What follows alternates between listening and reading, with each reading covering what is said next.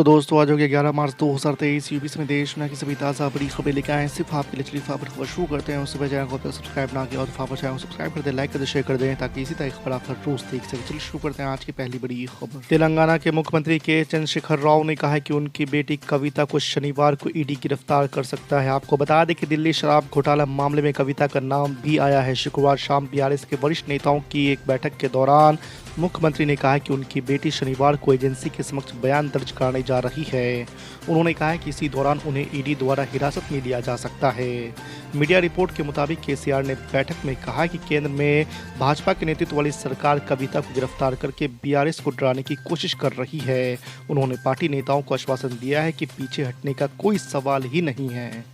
राहुल गांधी की आलोचना किए जाने को लेकर कांग्रेस ने उपराष्ट्रपति जगदीप धनखड़ पर निशाना साधा है। राहुल गांधी पर उपराष्ट्रपति धनखड़ के हमले का जवाब देते हुए कांग्रेस के वरिष्ठ नेता जयराम रमेश ने शुक्रवार को कहा कि राज्यसभा के सभापति की टिप्पणी आश्चर्यजनक होने के साथ ही साथ निराशाजनक भी है। जयराम रमेश ने एक बयान में कहा है कि राज्यसभा के सभापति सभी के लिए अंपायर और रेफरी होते हैं, लेकिन वो सत्ता पक्ष के चीयर लीडर नहीं हो सकते।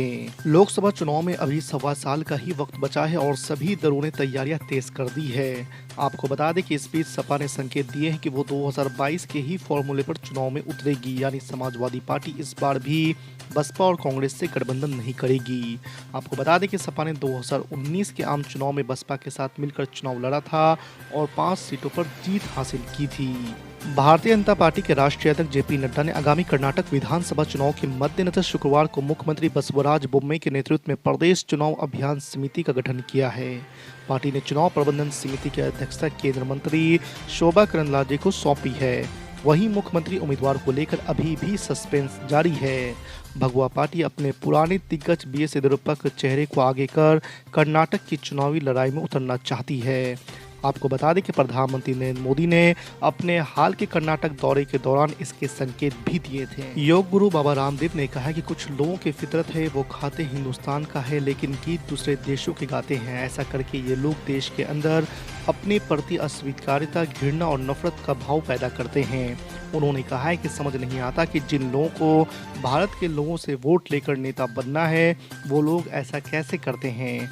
आपको बता दें कि ये बातें योग गुरु रामदेव ने होली मिलन कार्यक्रम के दौरान राहुल गांधी को लेकर पूछे गए सवाल के जवाब में कही है। शराब घोटाले में गिरफ्तार दिल्ली के पूर्व उप मुख्यमंत्री मनीष सिसोदिया को शुक्रवार को कोर्ट से डबल झटका लगा है। एक तरफ उनकी जमानत याचिका पर सुनवाई 21 मार्च तक टल गई है, तो दूसरी तरफ 17 मार्च तक ईडी के रिमांड पर भेज दिया गया है।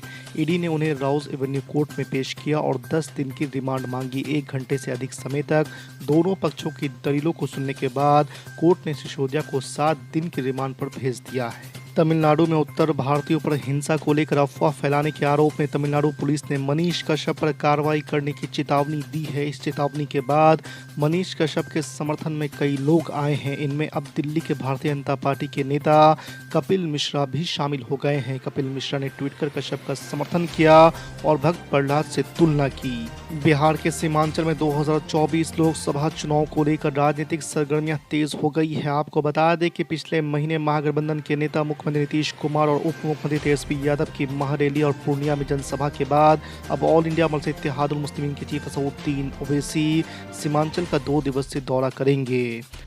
हमारे एमएलए लोग जो थे वो प्रोग्राम उस वक्त हो पा रहा था, इन लोगों ने दिलचस्पी नहीं दिखाई, तो अब तो मैं हूँ तनहा और उनका प्रोग्राम होना है और काफी वर्कर्स का, आवाम का मुतालबा है, तो हम लोग चाहते हैं कि एक बार सीमांचल वो आए। उनकी शदीद ख्वाहिश भी आने की है। महारैली का जवाब तो कहीं नहीं होगा ये आपके जो अब देखिए, महारैली और महारेला का जवाब तो हम लोग अवैसी साहब के आने से क्या देंगे।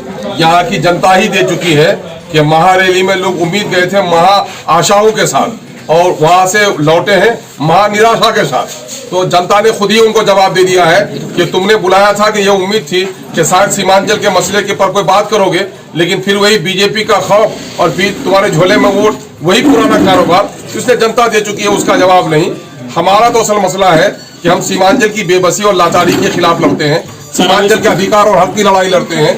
पूरे बिहार में जो मजलूम आबादी है, दलित आबादी है, वंचित और शोषित आबादी है, हम उसकी लड़ाई लड़ रहे हैं। यही बात हम लोग सड़क पर भी, यही बात सदन में भी, यही बात हमारे राष्ट्रीय अध्यक्ष जनाब बैरिस्टर असदुद्दीन ओवैसी साहब पार्लियामेंट में और मीडिया के जरिए से पूरे मुल्क में कर रहे हैं। सर, असदुद्दीन ओवैसी साहब किशनगंज का दौरा करेंगे, ये जानकर खुशी हुई।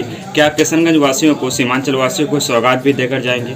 हम लोग तो कोशिश कर रहे हैं, उनके कई चीजें हैं। मैं ये कह रहा हूं कि ठीक है, हम लोग की पार्टी की तरफ से जीतने के बाद भी लगभग 50 लाख रुपए का, आपको याद होगा कि हम लोगों ने कंसल्टेशन, मेडिसिन और दूसरी चीजें जो हैं कोरोना काल में वो किया।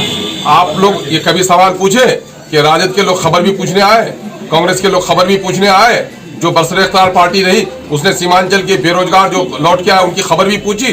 आपको मालूम होगा कि यहाँ पर जब सैलाब में डूबे लोग तो करोड़ों का रिलीफ का काम किया, करोड़ों रुपए का यहाँ पर मेडिसिन कैंप लगाया। क्या इन लोगों ने किया? यकीनन है कि हमारे सदर को सीमांचल से खास मोहब्बत है, सीमांचल के लोगों के लिए उनकी बड़ी ख्वाहिश है कि यहाँ के गुर्बत, नाखानदगी और यहाँ के बीमारों की खिदमत की जाए। अनकरीब हम लोग समझते हैं आने वाले लोकसभा की तैयारी समझा जाए क्या इस रैली को? नहीं, तैयारी हमारी लोकसभा और राज्यसभा की या विधानसभा की तैयारी नहीं, हमारी लड़ाई है। हम अपनी लड़ाई को मुसलसल जिद्दोजहद कर रहे हैं। सीमांचल के मसले का हल कर दो। बल्कि मैंने तो पैगाम भी दिया इन सो कॉल्ड सेकुलर पार्टियों के महागठबंधन को कि आए हो 25 तारीख को आपने महारेला किया, आपका निगाहें कहीं पर, निशाना कहीं पर आपका था। बीजेपी एक बहाना था, एमआईएम पर असल निशाना था। तो मैं तो कहता हूं कि एमआईएम से अगर आप परेशान हो भाई तो आप खुद ही कर लो ना। मैं बताता हूं कि एमआईएम के खात्मे का क्या रास्ता है। सीमांचल के लोगों को उसका हक दे दो। यहाँ पर आपने वादा किया था कि सीमांचल डेवलपमेंट काउंसिल बनाएंगे, सीमांचल डेवलपमेंट काउंसिल बना दो। यहाँ पर महानंदा बेसिन का आप रीएस्टिमेटिंग करके यहाँ पर काम शुरू करा दो। अलीगढ़ का मामला इल्तवा का शिकार है, उसको करा दो। यहाँ की बस्तियां कट रही हैं, उनको बचा दो। यहाँ पर जो पुलों का मसला है, पुलों के मसाइल हमारे हल कर दो। ये इश्यूज को अगर आप हल कर दोगे तो एमआईएम की कोई जरूरत ही नहीं पड़ेगी। मैं तो अपने कत्ल के साजिश में खुद शामिल हूँ, उनको रास्ता बताता हूँ, तो वो ये काम कर दें, मेरी कोई जरूरत नहीं पड़ेगी। लेकिन आज 75 सालों से हमारे मसाइल जू के तू हैं। हमसे टैक्स के पैसे लेकर दिल्ली और पटने को सजा रहे हैं। पटने में गंगा पर 3-3 किलोमीटर पर पुल बन रहा है और हमारे यहाँ मानंदा, डोक, कनकई, मेची, परमान पर 40-40 किलोमीटर पुल नहीं है। कल ही मैं पोआखाली का दौरा किया, वहां पर बस्ता के लोगों ने बताया कि मेरे घर से दूरी है किशनगंज की 12 किलोमीटर, 15 किलोमीटर और मुझको भाया आना पड़ता है अगर ठाकुरगंज तो 75 किलोमीटर, 80 किलोमीटर। भाया पोआखाली भी मेरा 65 किलोमीटर, 70 किलोमीटर। ये जो जुल्म है, ये जो ज्यादती है, अमोर में देख लीजिएगा, खाड़ी से 7 किलोमीटर, 8 किलोमीटर की दूरी पर है अमोर का ब्लॉक और आना पड़ रहा है उसको 40 किलोमीटर की दूरी पर।